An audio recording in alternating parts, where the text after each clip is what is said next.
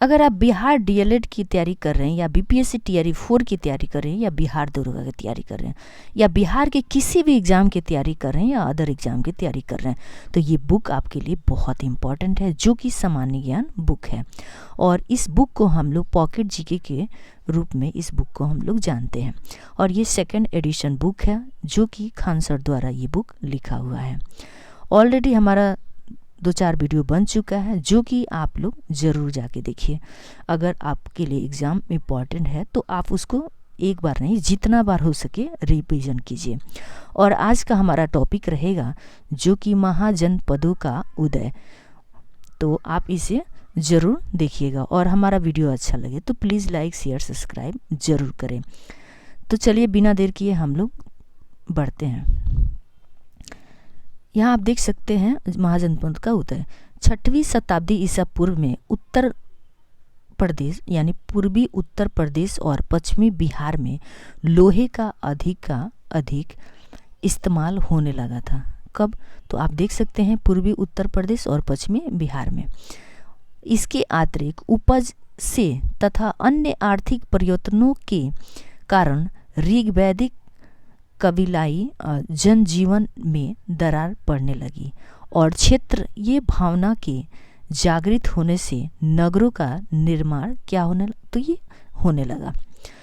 यहाँ पे देख सकते हैं बुद्ध के समय में जन्म से पूर्व 16 महाजनपदों का जन्म हो चुका था। कितना? तो 16 महाजनपदों का। तो ये क्वेश्चन बार बार पूछता है कितने महाजनपद है, तो आप इसको जरूर नोट कर लीजिएगा। इसका उल्लेख हमें बौद्ध ग्रंथ के अंगुत्तर निकाय में मिलता है। तो ये टॉपिक बहुत इम्पॉर्टेंट है, आप इसको जरूर याद कर लीजिएगा।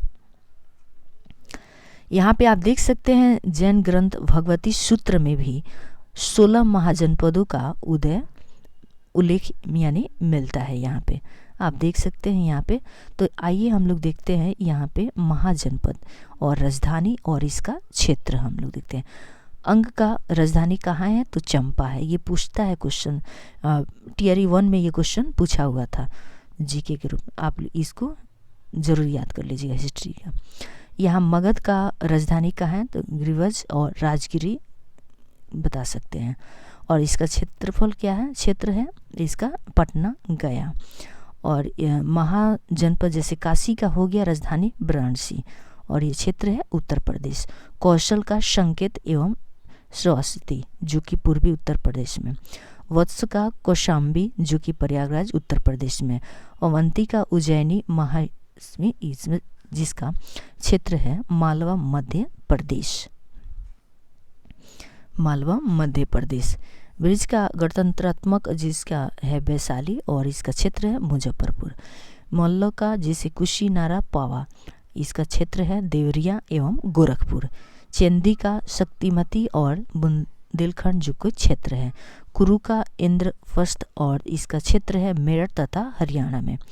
पंचाल क्षेत्र का जिसका छत्र जो कि काम्पल्य इसका और इसका है पश्चिमी उत्तर प्रदेश।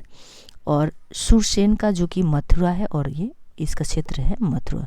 गंधार जो कि तक्षशिला है और इसका क्षेत्र है पेशावर तथा कश्मीर। और कंबोज का जो कि राजपुर हटाक है जो कि उत्तर प्रदेश सीमा प्रांत है। और आसमक जो कि पोतन या पोटली है जो कि गोदावरी क्षेत्र है। और मत्स्य का विराटनगर जो कि कोटपुतली और बहरूड है। ये इसका आपको 16 महाजनपद हो गया। और इसको मैं थोड़ा सा शॉर्ट कर देती हूँ ताकि आप इसको स्क्रीनशॉट ले लीजिए और इसको 16 महाजनपद को आप लोग ज़रूर याद कर लीजिएगा। हो सके तो आप नोट भी कर लीजिए या स्क्रीनशॉट लेके आप नोट करके इसको ज़रूर याद कीजिएगा। इसमें से एक क्वेश्चन आता ही आता है, किसी भी एग्ज़ाम में एक क्वेश्चन ज़रूर आएगा। चलिए हम लोग आगे बढ़ते हैं। यहाँ पे देख सकते हैं चंपा का प्राचीन नाम मालिनी था। चंपा का प्राचीन नाम मालिनी था, जो कि क्वेश्चन पूछ सकता है चंपा का प्राचीन नाम क्या है, तो वहाँ पे आप आंसर दे सकते हैं मालिनी था। बुद्ध के समय 10 गणतंत्र राज्य थे जिनमें 8 व्रज संघ के तथा 2 मल्ल के अंतर्गत थे। तो आप इसको ये भी वीवीआई है, आप इसको ज़रूर याद कर लीजिएगा। यहाँ पे देख सकते हैं 16 महाजनपदों में मगध सबसे शक्तिशाली था। तो यहाँ पे 2-4 ऑप्शन दे देगा कि बोलेगा 16 महाजनपद में सबसे शक्तिशाली कौन था, तो ये मगध था। तो यहाँ पे भी आप लोग नोट कर लीजिएगा। महाजनपदों के शासक अपने क्षेत्र के किसानों से भागा नमक कर एकत्र करते थे। यह उत्पादन का कितना है, तो 106 हिस्सा कर के रूप में वसूला जाता था। कर वसूला जाता। यहाँ पे देख सकते हैं जैन धर्म। जैन धर्म से भी क्वेश्चन आता है। तो यहाँ पे देख सकते हैं जैन परंपरा के अनुसार इस धर्म में 24 तीर्थकर हुए। इनके पहले तीर्थकर एवं संस्थापक ऋषभ देव थे। इनका जन्म स्थान अयोध्या था। अंतिम तीर्थकर महावीर स्वामी के अनुयायी निगंध कहलाते थे। तो ये भी VVI है, इसको भी आप लोग याद कर लीजिएगा।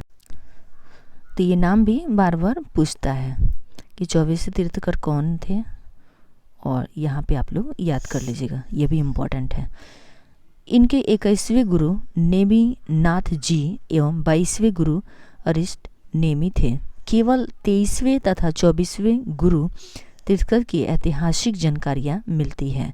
जैन धर्म के 23वें तीर्थकर पार्श्वनाथ थे। इनका काल महावीर स्वामी से 250 वर्ष पूर्व माना जाता है। तो ये बहुत ही इम्पोर्टेंट है, आप इसको नोट कर लीजिएगा।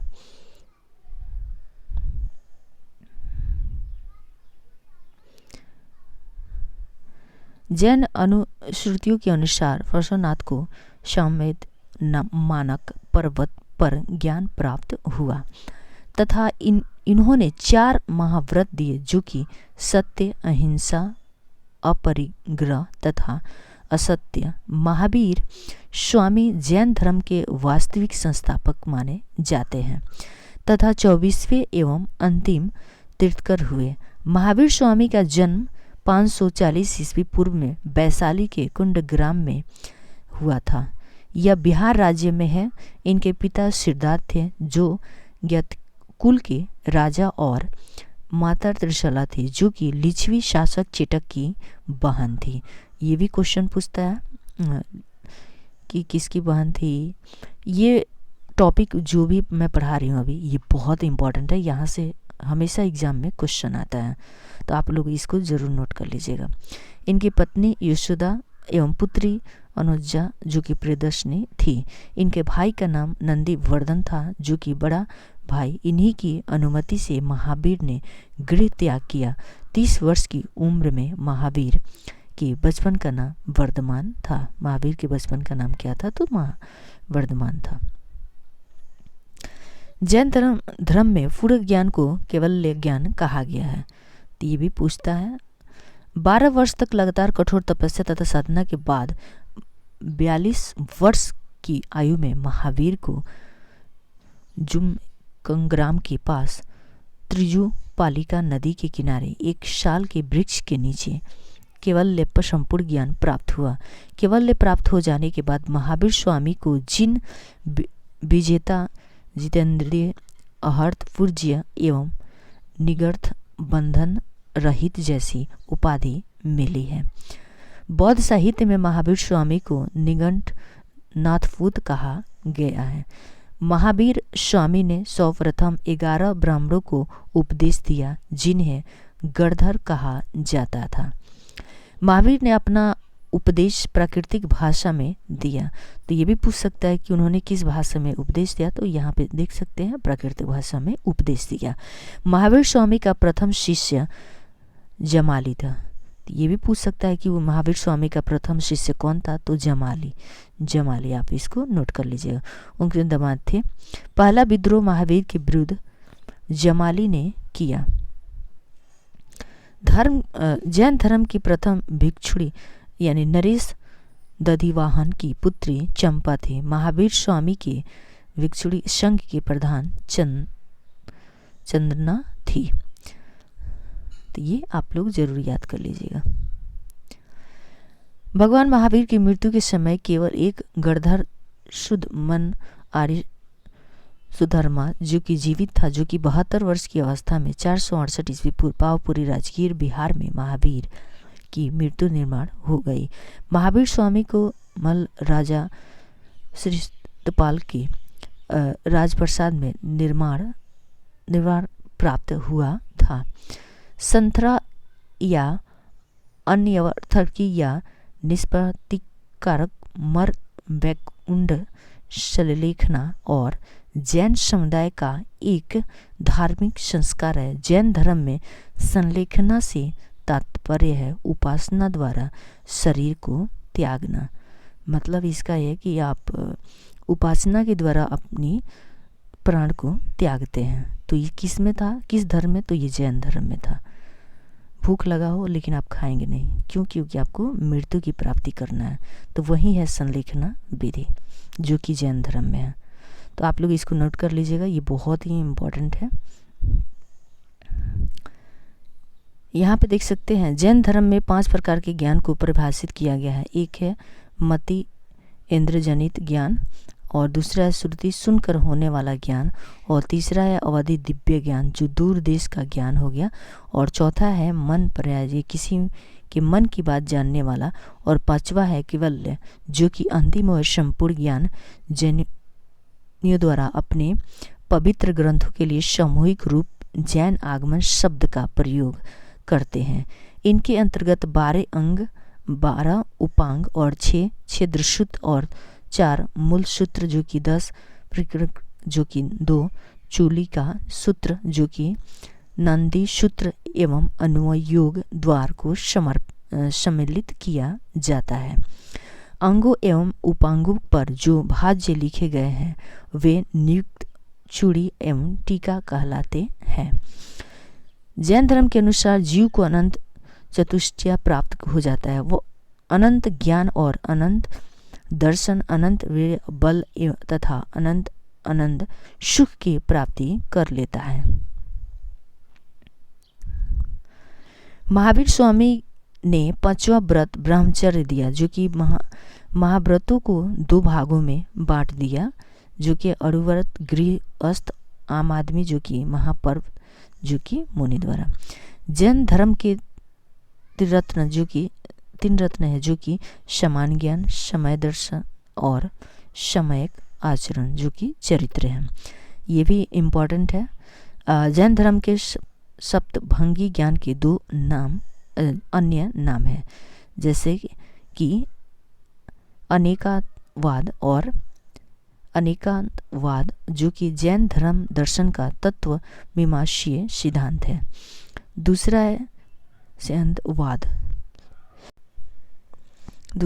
संवाद जो कि यह जैन दर्शन का ज्ञान मीमांसीय सिद्धांत है। मीमांसीय क्या है? तो सिद्धांत है। जैन धर्म कर्मफल एवं पुनर्जन्म में विश्वास रखता है। जैन धर्म जो था वो क्या था? तो ये कर्म फल यानी जो कर्म किए उसके फल पे वो लोग क्या था? पुनर्जन्म में विश्वास रखता था। कर्म पे उन्होंने विश्वास रखा। जैन धर्म के अनुसार प्रत्येक वस्तु में आत्मा होती है। एक शरीर में एक से अधिक भी आत्माएं हो सकती है।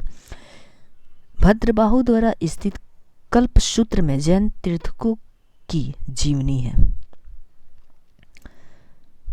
तो यहाँ पे पूछ सकता है, ये आप लोग कल सूत्र को याद कर लीजिए। जैन तीर्थकों को जीवनी है भद्रबाहु द्वारा स्थित कल सूत्र में, जो कि जैन तीर्थकरों की जीवनी है।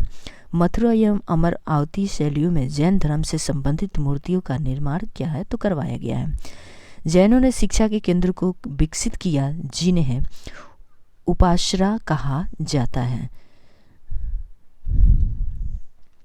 लगभग 1500 वर्ष पूर्व लिखी गई महावीर की शिक्षाएं वर्तमान में भी गुजरात में उपस्थित है।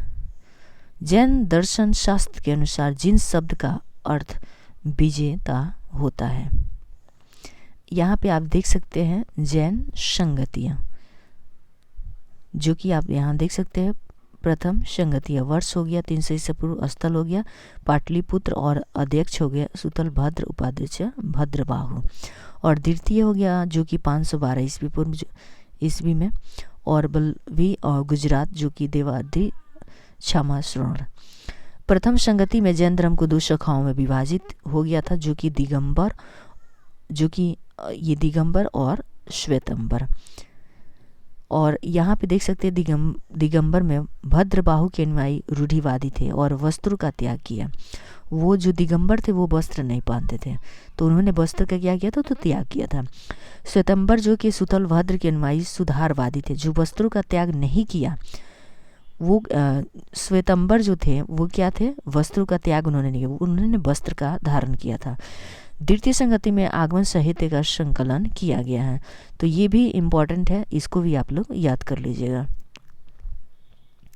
यहाँ पे आप देख सकते हैं जैन धर्म के 24 तीर्थंकर, जो कि पहला है ऋषभ देव, जो कि इनका प्रतीक चिन्ह क्या है, तो साढ़ है। इसको आप लोग वो मतलब VVI इम्पॉर्टेंट, बहुत ही इम्पॉर्टेंट है, आप इसको ज़रूर नोट कर लीजिएगा। इसमें से क्वेश्चन हर साल हर एग्जाम में आता है। तो यहाँ पे ऋषभ देव का प्रतीक चिन्ह क्या हो गया, तो साढ़ हो गया। और शंभुनाथ का प्रतीक चिन्ह क्या हो गया, तो घोड़ा हो गया। सुमतिनाथ और इनका सुपार्श्वनाथ जो कि प्रतीक चिन्ह स्वास्तिक हो गया। और सुविद्यनाथ जो कि एक सेकेंड इनका हो गया। आप यहाँ पे देख सकते हैं पहला ये है ऋषभ देव जो कि प्रतीक चिन्ह इनका हो गया साढ़, और दूसरा है अजितनाथ जो कि प्रतीक चिन्ह इनका हो गया हाथी। तीसरा है शंभुनाथ जिनका प्रतीक चिन्ह हो गया घोड़ा, और चौथा है अभिनंदन स्वामी। पांचवा हो गया सुमतिनाथ, और छठे हो गए पद्म प्रभु। और सातवां है सुपार्श्वनाथ जो कि प्रतीक चिन्ह स्वस्तिक हो गया, और आठवां है चंद्र प्रभु, और जो कि 9वां है सुविधिनाथ, जो कि 10वां है सुतलनाथ, और 11 में श्रेयसनाथ, और 12 में वसुपूज्यनाथ, और 13 में हो गया विमलनाथ, और 14 में हो गया अनंतनाथ, और 15 हो गया धर्मनाथ, और 16 हो गया शांतिनाथ जो कि प्रतीक चिन्ह इनका हिरण है। 17 हो गया कुंथुनाथ जो कि, और 18 हो गया अरनाथ, और प्रतीक चिन्ह हो गया मीन, प्रतीक चिन्ह हो गया इनका मीन। 19 हो गया मिलिंदनाथ जो कि, और 20 हो गया मुनि सुब्रत, और 21 हो गया नेमिनाथ जो कि प्रतीक चिन्ह नीलकमल इनका है, और 22 का हो गया अरिष्टनेमि जो कि प्रतीक चिन्ह इनका शंख हो गया। 23वां का परशुनाथ चिन्ह जिसका सांप हो गया, और महावीर स्वामी का प्रतीक चिन्ह सिंह हो गया।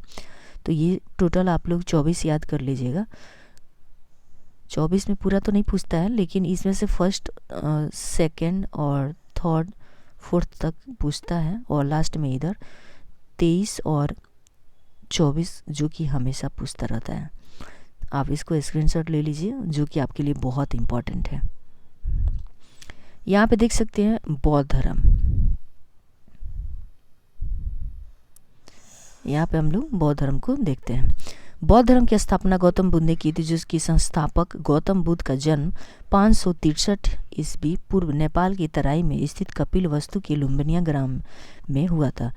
इनका कुल क्या था, शाक्य कुल में जन्म हुआ। इनकी माता का नाम महामाया था जो कि कुली वंश था, तथा इनके पिता का नाम सुदोधन था जो शाक्य कुल के प्रधान थे। गौतम के जन्म के 7वें दिन इनकी माता का देहांत हो गया, जिसे सिद्धार्थ का पालन पोषण उनकी मौसी प्रजापति गौतमी ने किया था। ये भी बहुत ही इम्पोर्टेंट है, VVI है, आप इसको जरूर याद कर लीजिएगा। तो इनकी मौसी ने इनको क्या किया था, तो इनको पोसा पाला था।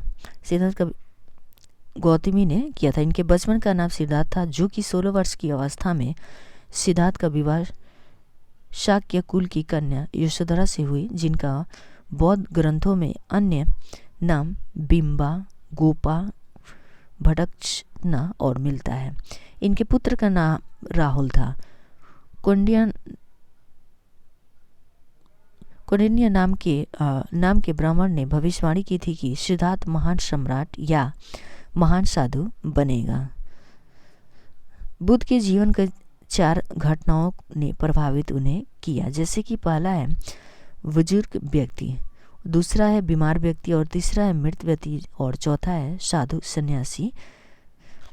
बुद्ध सिद्धार्थ ने 29 वर्ष की अवस्था में सांसारिक समस्याओं से व्यतीत होकर गृह त्याग किया, जिसे बौद्ध धर्म में महाविनिष्कर्मण कहा गया है। बुद्ध ने गृह त्याग के बाद वैशाली के अलार कलाम से सांख्य दर्शन की शिक्षा ग्रहण की। अलार कलाम इनके प्रथम गुरु थे। यहाँ पे पूछ सकता है कि बुद्ध के प्रथम गुरु कौन थे? प्रथम गुरु कौन थे आप यहाँ पे देख सकते हैं।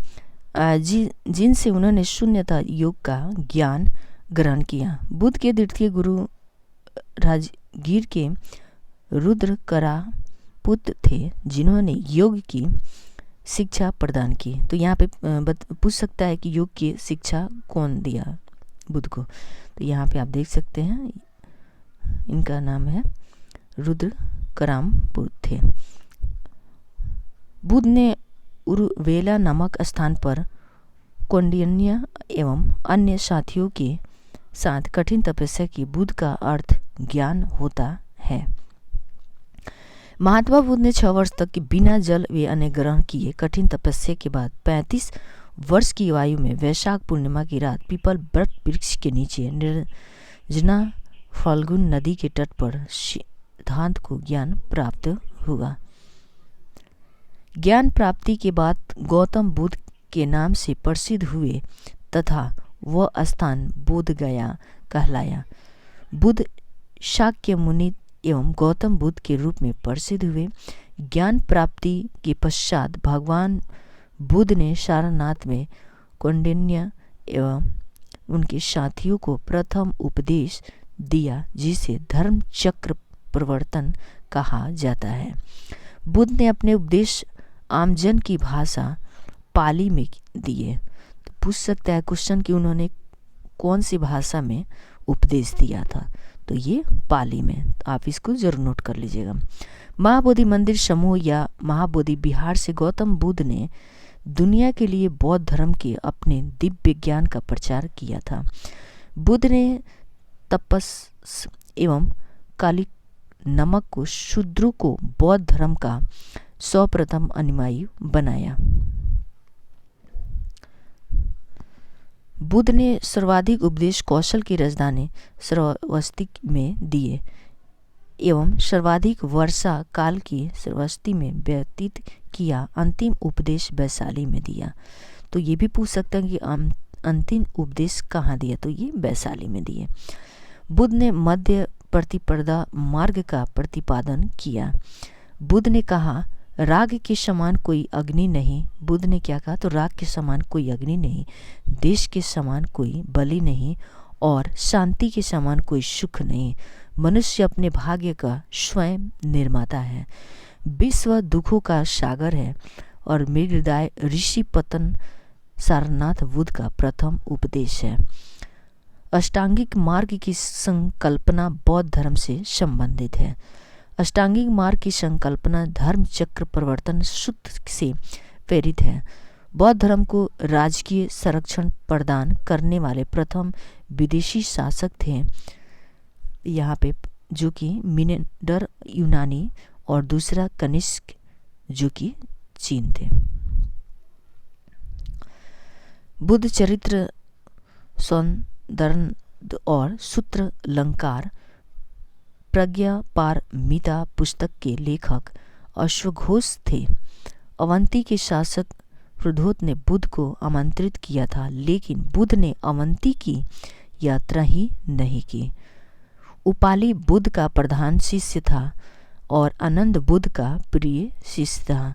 बुद्ध की 80 वर्ष की अवस्था में कुशीनरा उत्तर प्रदेश में 483 ईस्वी पूर्व में भोजन करने के बाद मृत्यु हो गई, जिसे महापरिनिर्वाण कहा गया। सुअर के मांस खाने से उदर विकार के कारण उनकी मृत्यु हो गई। अनुश्रुति के अनुसार बुद्ध की मृत्यु के पश्चात सम्राट अशोक ने उनके शरीर के अवशेषों को 8 भागों में बांटकर स्तूपों का निर्माण करवाया। बौद्ध धर्म के 3 रत्न, जैसे कि त्रिरत्न जैसे हो गया, एक हो गया बुद्ध और दूसरा हो गया धर्म और तीसरा हो गया संघ। विहार बौद्ध भिक्षुओं के निवास स्थान तथा चैत्य और पूजा स्थल को कहा जाता है। बौद्ध धर्म के प्रतीक चिन्ह जैसे घटना हाथी बुद्ध के गर्भ में आने का प्रतीक है, यहाँ पे देख सकते हैं। दूसरा है कमल जो किसान जन यवन, और तीसरा हो गया घोड़ा गृह त्याग, और चौथा हो गया पीपल बुद्धि वृक्ष ज्ञान। पद चिन्ह निर्माण और स्तूप मृत्यु चक्र प्रथम उपदेश। भगवान बुद्ध के 4 आर्य सत्य हैं। दुख निरोध, दुखों के कारण का निवारण, और तीसरा है दुख निरोधग्नि और प्रतिपदा, और चौथा है दुख के मूल कारण अविद्या के विनाश का उपाय अष्टांगिक मार्ग। प्रतितत्य समुत्पादक की ही बुद्ध के उपदेशों का सार है। इसका शब्दार्थिक अर्थ ऐसा होने पर वैसा होना। दुखों को हराने वाले, तृष्णा का नाश करने वाले अष्टांगिक मार्ग के 8 अंग हैं। बुद्ध के जीवन की घटनाएं हैं महाविनिष्क्रमण गृह त्याग की घटना, दूसरा है संबोधि ज्ञान प्राप्त होने की घटना, और तीसरा है धर्मचक्र प्रवर्तन उपदेशों देने की घटना, और चौथा है निर्माण वारण। बुद्ध के अष्टांगिक मार्ग जो कि समयक दृष्टि, समयक संकल्प, और तीसरा है समयक वाक, और चौथा है समयक कर्मांत, और पांचवा है समयक आजीव, और छठा है समयक व्यायाम, और 7वां है समयक स्मृति, और 8वां है समयक समाधि। ये भी आप याद कर लीजिएगा। अष्टांगिक मार्ग को भिक्षु का कल्याण मित्र कहा गया है। बौद्ध धर्म क्षणिकवाद और अनित्यवादी, जिसमें सभी वस्तुओं के गुण क्षणिक है, अर्थात यह जगत अनित्य एवं परिवर्तनशील। यह बौद्ध दर्शन का तत्व मीमांसा सिद्धांत है। बौद्ध धर्म नैरात्यवादी है। बुद्ध नित्य आत्मा को स्वीकार नहीं करते हैं। यह पुनर्जन्म में विश्वास करता है। बौद्ध धर्म अनिश्वरवादी धर्म है। संघ में प्रविष्टि को उपसम्पदा कहा जाता था और सम्मानित होने के लिए न्यूनतम आयु सीमा 15 वर्ष थी। बौद्ध धर्म का अंतिम लक्ष्य निर्माण होता था।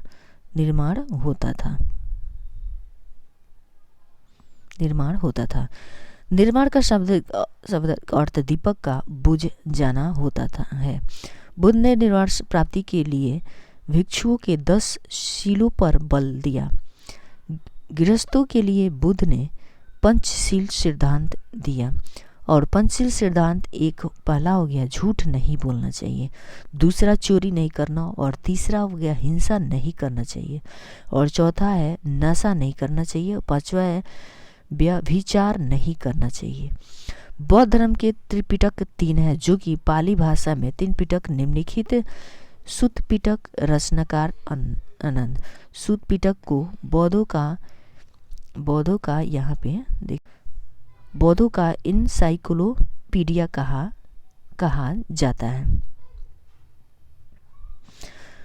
बुद्ध की शिक्षाएं एवं जीवन की घटनाएं इनके शूद्रक निकाय में जातक कथा मिलती है। इनके 5 निकाय हैं। विनय पिटक जो कि रचनाकार उपाली, इसमें संघ के नियम एवं आचार विचार मिलते हैं। यहाँ हो गया अभिधर्म जो कि पिटक है, जो कि बौद्ध दर्शन एवं दार्शनिक विचार है। तीसरा है जातक कथाएं, भगवान बुद्ध के पूर्व जन्मों की कहानी। बौद्धों के लिए महीने के 4 दिन अमावस्या, पूर्णिमा और चतुर्थी दिवस उपवास के दिन होते थे। बौद्ध का जन्म ज्ञान प्राप्ति तथा महापरिनिर्वाण वैशाख पूर्णिमा को हुई। यह बौद्धों का सबसे पवित्र व महत्वपूर्ण त्यौहार है, जिसे बौद्ध पूर्णिमा के नाम से भी जाना जाता है। यहाँ पे बौद्ध संगतियाँ आप देख सकते हैं, कौन कौन से बौद्ध संगतियाँ जो कि आप देख सकते हैं कब कब। प्रथम बौद्ध संगति जो कि हो गया 483 ईस्वी पूर्व में, और इसके शासक उस टाइम कौन था तो अजात शत्रु था, और स्थान था सप्तपड़ी गुफा राजगिरी, और उसके अध्यक्ष कौन थे महाक्ष्य और महाक्ष्यप। द्वितीय बौद्ध संगति कब हुआ था तो ये 383 ईस्वी पूर्व में हुआ था, जो कि उसका शासक उस टाइम कौन था तो कालाशुक था, और ये स्थान था वैशाली, और इसके अध्यक्ष थे शाबाकामी। तृतीय संगति हो गया जो कि 251 ईस्वी पूर्व में, और इसका शासक कौन था उस टाइम तो वो अशोक था, और स्थान हो गया पाटलिपुत्र, और इसके अध्यक्ष थे मंगलीपुतिस। और चौथी बौद्ध संगति हो गया ईस्वी की प्रथम शताब्दी में, और इसके शासक कौन था तो ये कनिष्क था, और स्थान था कुंडवन कश्मीर, और जो कि अध्यक्ष थे वसुमित्र, उपाध्यक्ष अश्वघोष। ये भी BVI है, आप इसका स्क्रीनशॉट ले सकते हैं, ले सकते नहीं ले लीजिए, क्योंकि ये इम्पोर्टेंट है। हर एग्जाम में यहाँ प्रथम बौद्ध संगति या द्वितीय बौद्ध संगति पूछता है, तो ये इम्पोर्टेंट है, आप इसका स्क्रीनशॉट ले सकते हैं। यहाँ पे देख सकते हैं चतुर्थ बौद्ध संगति में बौद्ध धर्म को 2 भागों में विभाजित यहाँ पे कर दिया गया है। पहला है हीनयान शाखा और दूसरा है महायान शाखा। बौद्ध धर्म में सबसे पहले धार्मिक जुलूस का आरंभ किया गया। भगवान बुद्ध ने धार्मिक अडंबरों का कर्मकांड, अंधविश्वास और सामाजिक असमानता, वर्ण व्यवस्था का विरोध किया। भगवान बुद्ध ने एक सरल एवं अडंबर विहीन धर्म दिया। महायान शाखा का आदर्श बोधिसत्व है तथा हीयान शाखा का आदर्श अहर्त पद को प्राप्त करना है। यहाँ पे देख सकते हैं मिलिंद पन्हो ग्रंथ के लेखक नागसेन को माना जाता है। यह पाली भाषा में लिखा गया है,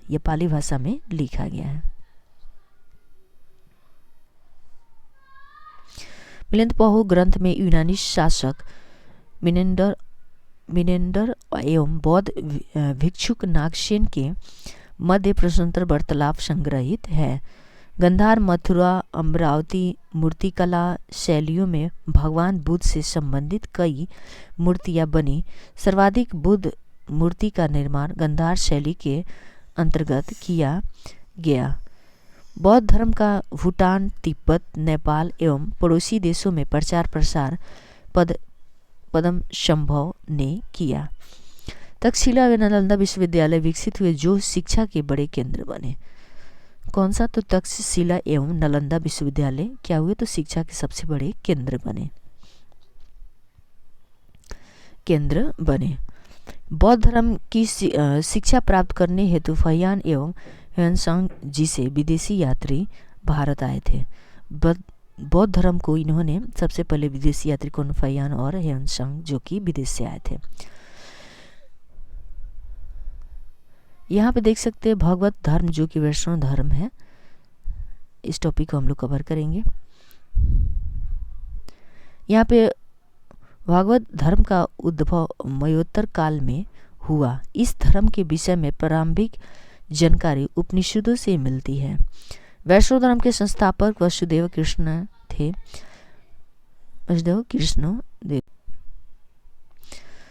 छंदोग्य उपनिषद में श्री कृष्ण का पहला उल्लेख मिलता है कि श्री कृष्ण को वशीय यादव कुल के नेता तथा देवकी के पुत्र का अंगिरस का शिष्य बताया है। यथार्थ ब्राह्मण के अनुसार कृष्ण ही नारायण है। वसुदेव कृष्ण को वैदिक देव विष्णु का अवतार माना गया है। बाद में इनका समीकरण नारायण से किया गया। नारायण के अनुयायियों को पंचरात्रिक और एवं धर्म को पंचरात्र कहा जाता है। पढ़ने ने अष्टधाई से हमें सर्वप्रथम वसुदेव के देवीकीकरण का उल्लेख मिलता है। भगवत धर्म संभवतः सूर्य पूजा से संबंधित है। भगवत धर्म का सिद्धांत श्री भागवत गीता में निहित है। वैसे विष्णु के अधिकतम अवतारों की संख्या 24 है, पर मत्स्य पुराण में 10 है। मत्स्य पुराण में 10 है।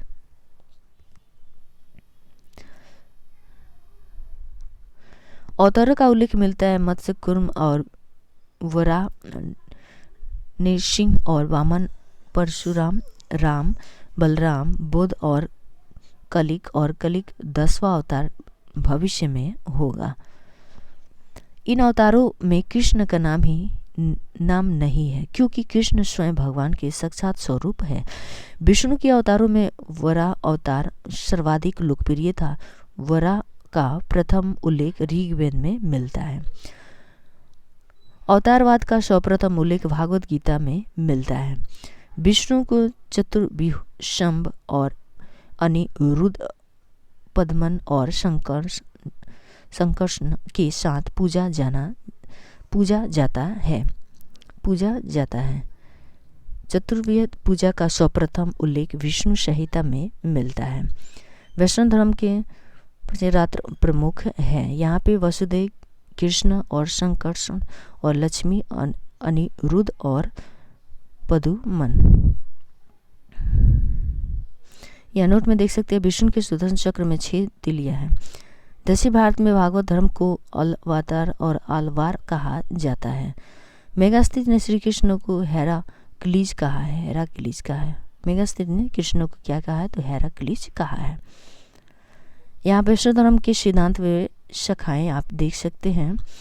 प्रमुख संप्रदाय मत और आचार्य और समय। ब्रह्म संप्रदाय द्वैतवाद और इसका माधव अंतरित और इसकी 13वीं शताब्दी है। सनक संप्रदाय जो कि दत्त और निम्बका जो कि 13वीं शताब्दी में है। वैष्णव संप्रदाय के जो कि विष्णुदेव और रामानुज हैं जो कि 12वीं शताब्दी में है। रुद्र संप्रदाय जो कि सुधदेव और विष्णु स्वामी वल्लभाचार्य जो कि 13वीं शताब्दी में है। यहाँ पे देख सकते हैं शैव धर्म। शिव भक्ति के विषय में प्रारंभिक जानकारी सिंधु घाटी में मिलती है। सिंधु घाटी में मिलती है। इसके पुरातात्विक साक्ष्य हड़प्पा से शिवलिंग उपासना के रूप में प्राप्त होते हैं। ऋग्वेद में शिव के लिए रुद्र देवता नाम का उल्लेख किया गया है। महाभारत में लिंग पूजा का उल्लेख है। इस काल में शिव को एक श्रेष्ठ देवता के रूप में साक्ष्य मिलता है। लिंग पूजा का सर्वप्रथम स्पष्ट वर्णन मत्स्य पुराण में मिलता है। त्रिमूर्तियों में सृष्टिकर्ता देवता होने के बाद भी आजकल ब्रह्म देवता की पूजा बहुत कम होती है। प्रारंभिक भक्ति आंदोलनों में से एक नए नारों के नेतृत्व में हुआ जो कि शिव के भक्त थे। शिव के भक्त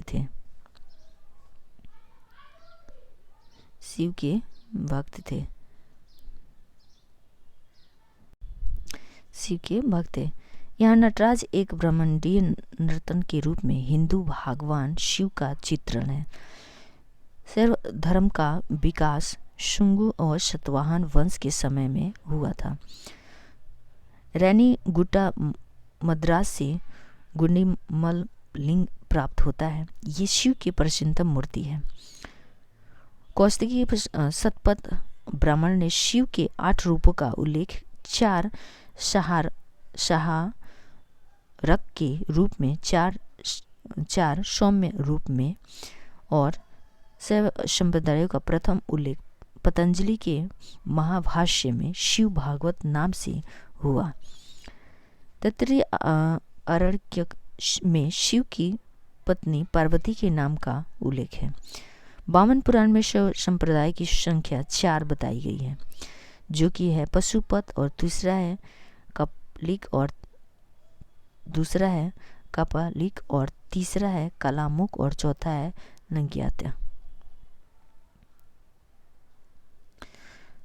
पहला है पाशुपत जो कि संप्रदाय प्राचीनतम संप्रदाय संस्थापक लकुलिश ग्रंथ पशुपंथ और सूत्र अनिमायु पंचतिक का कहा गया है।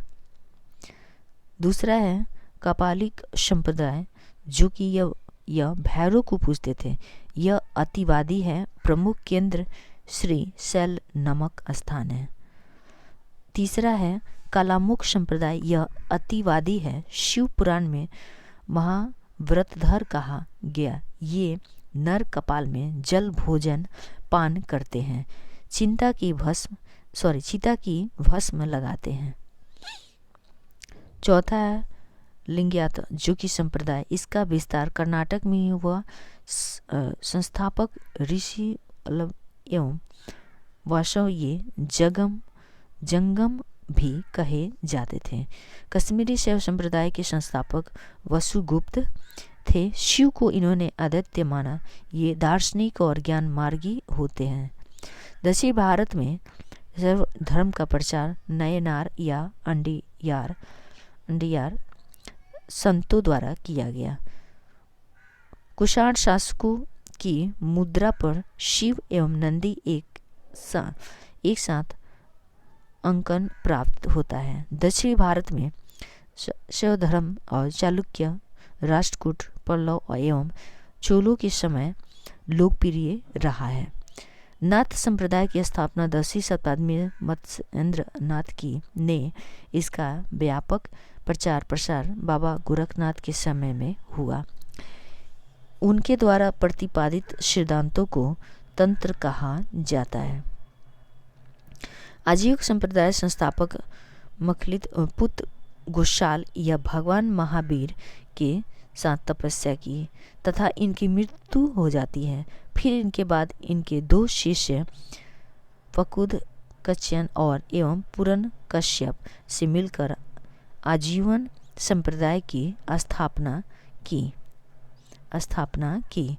इनके अनुयायी भाग्यवादी होते हैं। मौर्य शासक बिंदुसार आजीवक संप्रदाय का अनुयायी था। संदेहवादी संप्रदाय संस्थापक संजय वेलपुत उच्छेदवादी और अजित कैस कम्बलीन और अक्रमवादी पूरन कश्यप। यहाँ पे देख सकते हैं आप मगध राज्य का उदय। तो मगध राज्य का जो उदय हुआ यहाँ पे से स्टार्ट करते हैं। मगध राज्य के उत्कर्ष में मुख्य 3 वंशों का योगदान रहा। पहला है मगध राज्य, जो कि हर्यक वंश, पहला है हर्यक वंश और दूसरा है शिशुनाग वंश और तीसरा है नंद वंश। तो पूछ सकता है मगध राज्य में कितने हैं, तो मगध राज्य जैसे हर्यक वंश हो गया, शिशुनाग वंश हो गया, नंद वंश हो गया।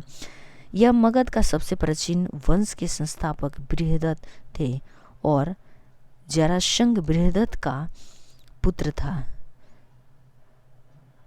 जरासंध बृहदत्त का क्या था, तो पुत्र था। ये भी पूछ सकता है उसका पुत्र कौन था। उसका पुत्र था। इसकी प्रारंभिक राजधानी गिरवज थी।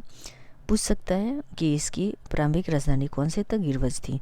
मगध राज्य के आरंभिक इतिहास की जानकारी महाभारत से मिलती है। हर्यक वंश, जो कि 544 ईस्वी पूर्व से 412 ईस्वी पूर्व तक, बिंबिसार 544 ईस्वी पूर्व से 492 ईस्वी पूर्व तक बिंबिसार ने हर्यक वंश की स्थापना की। हर्यक वंश की स्थापना किसने की, तो बिंबिसार ने हर्यक वंश की स्थापना की। पूछ सकता है कि इसकी स्थापना किसने की, तो बिंबिसार ने हर्यक वंश की स्थापना की। ये आप नोट कर लीजिएगा। 544 ईस्वी पूर्व में मगध की गद्दी पर बैठा। इसको श्रीक के नाम से भी जाना जाता है। बिंबिसार बौद्ध धर्म का अनुयायी था। गौतम बुद्ध का समकालीन था। गौतम बुद्ध के क्या था, तो वो करीबी था। इसने राजगिरी को अपनी राजधानी बनाया और उसका निर्माण भी कराया।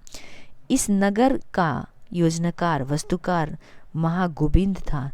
यह प्रथम साम्राज्यवादी शासक भी था।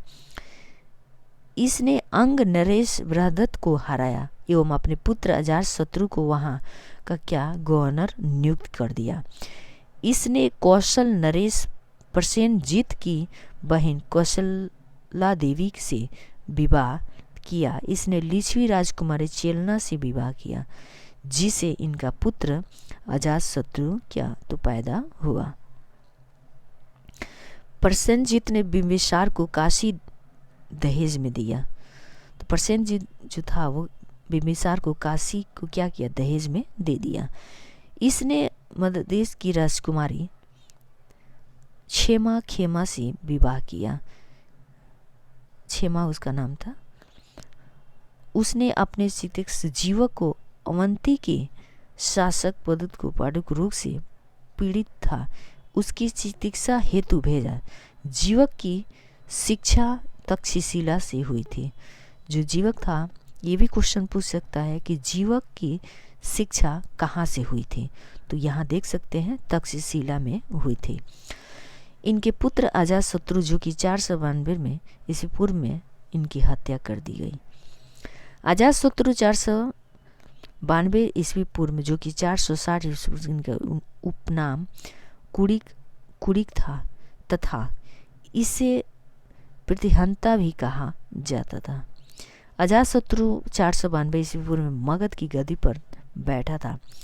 इसने काशी पर भी अधिकार कर लिया। इसने अपने पिता की हत्या गौतम बुद्ध के चचेरे भाई देवदंत के कहने पे कर दी। तो ये भी बहुत नोट कर लीजिएगा, बहुत इम्पॉर्टेंट है। इसके मंत्री वत्सकार ने बड़ी संघ में फूट डाल दी। अजातशत्रु ने बड़ी संघ को जीत लिया एवं इस युद्ध में से उसे रथ मुसल एवं महाशिला कटक का प्रयोग किया। लिच्छवीगढ़ राज्य को अजातशत्रु ने मगध में मिला लिया। मगध में क्या किया, तो मिला लिया। अजातशत्रु ने प्रथम बौद्ध संगति का आयोजन राजगिरी में कराया। अजातशत्रु की हत्या उसके पुत्र उदयीन ने 461 ईस्वी पूर्व में की थी। उदयीन 461 ईस्वी से 444 ईस्वी पूर्व तक यह जैन धर्म का अनुयायी था। इसने सोन एवं गंगा नदी के संगम तट पर पाटलिपुत्र नामक शहर बसाया और अपनी राजधानी बनाई। तो ये पूछ भी सकता है कि उदयीन जो था, यहाँ पे आप देख सकते हैं उदयीन जो था 461 और 444 ईस्वी पूर्व में यह जैन धर्म का क्या था, अनुयायी था। इसने सोन और गंगा नदी के संगम पर कौन सा शहर बसाया, तो पाटलिपुत्र यानी कि पटना को बसाया, नमक शहर बसाया और अपनी राजधानी बनाई। बौद्ध ग्रंथों में उदयीन को प्रतिहंता कहा जाता है। हर्यक वंश का अंतिम शासक नागदर्शक था। तो ये बहुत इम्पोर्टेंट है, VVI है, आप इसको जरूर नोट कर लीजिएगा। यहाँ पे देख सकते हैं हर्यक वंश का अंतिम शासक नागदर्शक था, ये नोट कर लीजिएगा आप। शिशुनाग वंश जो कि 412 से 344 ईस्वी पूर्व में नागदर्शक की हत्या उसकी अमात्य शिशुनाग ने की थी। शिशुनाग वंश की स्थापना शिशुनाग ने 412 ईस्वी पूर्व में की। इसने अवंती उज्जैनी को जीत लिया। इसने वैशाली को जीत लिया और अपनी राजधानी बनाई। कालाशोक यह शिशुनाग वंश का परवर्ती शासक था। इसने पाटलिपुत्र को पुनः अपनी राजधानी बनाया। इसने दूसरी बौद्ध संगति का आयोजन करवाया था। नोट में यहाँ पे देख सकते हैं शिशुनाग वंश का अंतिम शासक नंदीवर्धन था। जो शिशुनाग वंश का जो शासक अंतिम था तो नंदीवर्धन था। नंद वंश जो कि 444 से 322 ईस्वी पूर्व में महापद्मन जो कि यह नंद वंश का संस्थापक था और यह नाई जाति का था। यह जैन धर्म का अनुयायी था। महापद्मन का दूसरा नाम भार्गव था। खारवेल की हाथी गुफा और अभिलेख के अनुसार कलिंग पर आक्रमण किया एवं वहां नहरों का निर्माण करवाया। वहां से जिनसेन की मूर्ति लेकर आया। अष्टधाई का लेखक पढ़नी इसके समकालीन था। यह संस्कृत व्याकरण की प्रथम पुस्तक थी। घनानंद यह नंद वंश का अंतिम शासक था। यह सिकंदर का समकालीन था। ग्रीक यूनानी लेखकों द्वारा इन्हें अग्रमीज या जेंडमीज कहा जाता गया है। इसने जनता पर अधिक कर लागू किया तथा इसने अपने दरबार में चाणक्य का अपमान किया। नंद वंश का विनाश और चाणक्य और चंद्रगुप्त ने मिलकर किया तथा घनानंद की हत्या कर मगध पर एक नए वंश का जो कि है मौर्य वंश की स्थापना चंद्रगुप्त मौर्य ने किया था। चंद्रगुप्त मौर्य ने किया था। ये भी बहुत ही बीवीआई है। यहाँ पे देख सकते हैं सिकंदर का जन्म जो कि 356 ईस्वी पूर्व में हुआ। इसके पिता का फिलिप द्वितीय था जो कि यह 359 ईस्वी पूर्व में मकदूनिया का शासक बना तथा इसकी हत्या 329 ईस्वी पूर्व में कर दी गई। सिकंदर का गुरु यूनानी दार्शनिक अरस्तु था। तो पूछ सकता है कि सिकंदर के गुरु कौन थे, तो जो कि यूनानी दार्शनिक जो कि अरस्तु थे। सिकंदर का प्रधान सेनापति सेल्यूकस जो कि निकेटर थे। यहाँ पूछ सकते हैं सिकंदर का जो प्रधान सेनापति कौन था, तो सेल्यूकस निकेटर था। तो ये बहुत ही इंपॉर्टेंट है। सिकंदर ने 326 ईस्वी पूर्व में झेलम युद्ध किया जो कि पोरस एवं सिकंदर के बीच हुआ। पोरस का राज्य झेलम एवं चिनाब नदी के मध्य था। सिकंदर के आक्रमण के समय में अम्बी तक्षशिला के शासक थे। इस युद्ध में पोरस की पराजय हुई, लेकिन सिकंदर पोरस की बहादुरी से प्रभावित होकर उसका राज्य वापस लौटा देता है।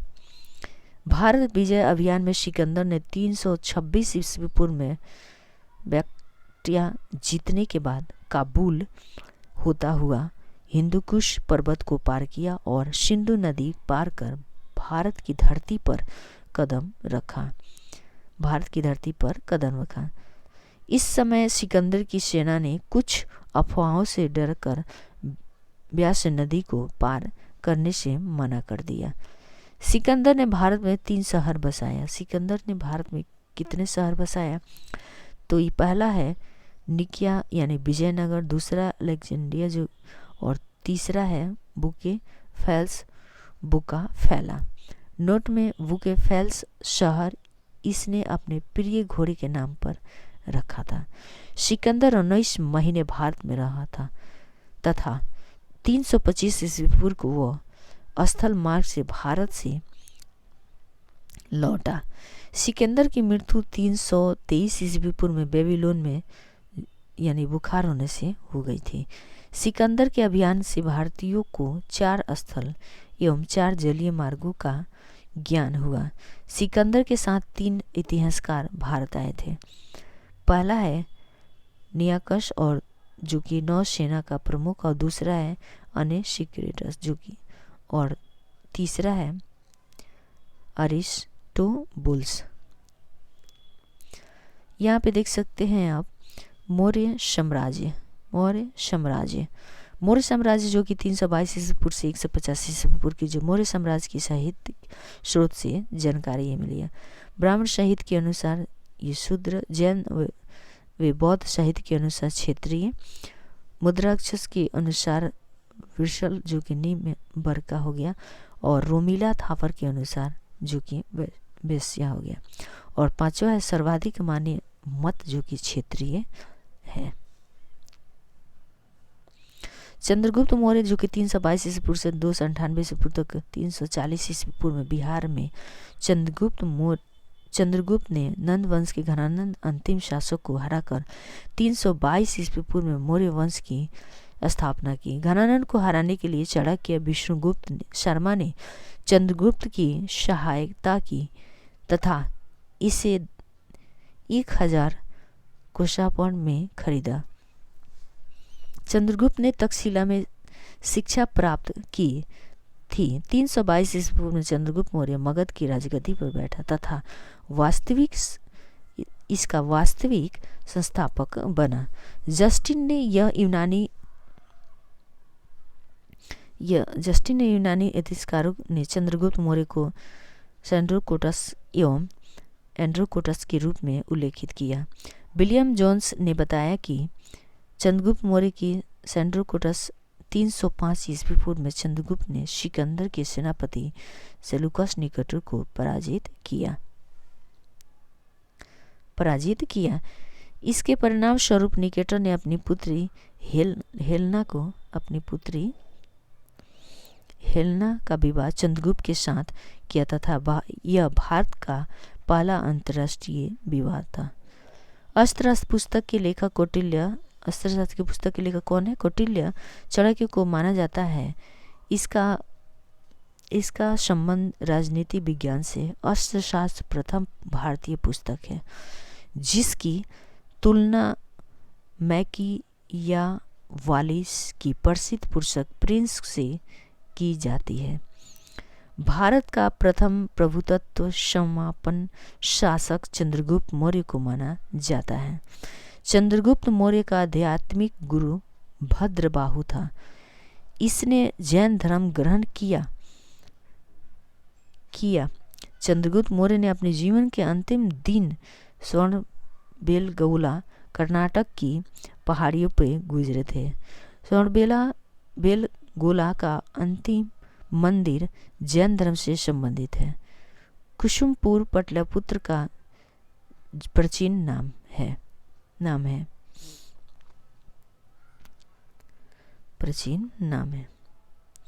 भारत में दास प्रथा विद्यमान नहीं थी। यह विवरण मेगास्थित ने दिया। विशाखा दत्त द्वारा लिखित पुस्तक मुद्राक्षस में चंद्रगुप्त मौर्य के लिए ब्रिसल शब्द का प्रयोग किया गया। पाटलिपुत्र शहर के महलों को देखकर यह विवरण प्रयान ने दिया कि यह मनुष्य द्वारा न बनाकर दैत्यों या असुरों के द्वारा बनाए गए हैं। युद्ध की संधि शर्तों के अनुसार निकेटर ने अररिया, अराचुशिया या गुंटसिया, पारोपा मिसाड़ी के क्षेत्र में चंद्रगुप्त मौर्य को सौंप दिया। इसकी जानकारी हमें यूनानी इतिहासकार स्ट्रैबो एवं एपियनस देते हैं। चंद्रगुप्त यूनानियों को भारत से बाहर निकाल देता है। इसे भारत का मुक्तिदाता कहा जाता है। सिकंदर ने अपने एक राजदूत मेगास्थिनी ने चंद्रगुप्त के दरबार में भेजा। यह भारत आने वाला पहला विदेशी यात्री था। प्लूटो के अनुसार चंद्रगुप्त मौर्य ने भी सेलूकस के निकेटर को 500 हाथी उपहार के रूप में दिए। मेगास्थिनी ने एक पुस्तक इंडिका लिखी। इसमें मौर्य साम्राज्य के नागरिक प्रशासन और सैन्य प्रशासन के बारे में वर्णन किया गया। इसमें बताया गया कि प्रशासन के नियंत्रण के लिए 6 समितियों का निर्माण किया गया। मेगास्थिनी ने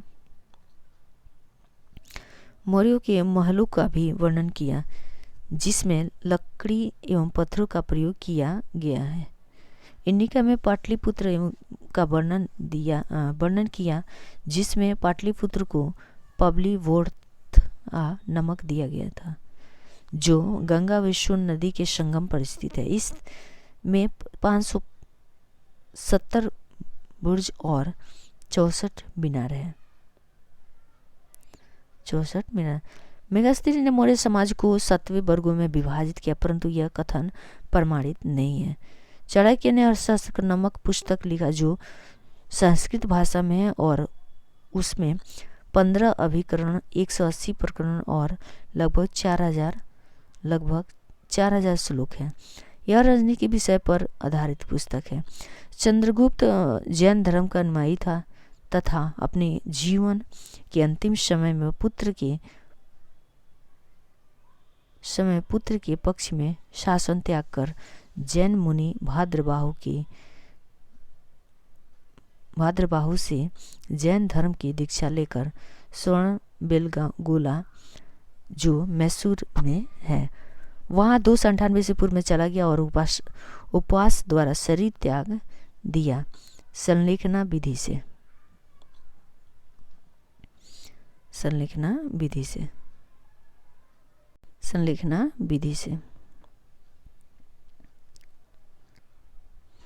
जनमुनि ने चलने का विधि से। जैन लेखों के अनुसार चंद्रगुप्त मौर्य के शासन काल के अंत में मगध 12 वर्षों का भीषण अकाल पड़ा। चंद्रगुप्त मौर्य के समान पुष्यगुप्त ने गुजरात में सुदर्शन झील का निर्माण करवाया।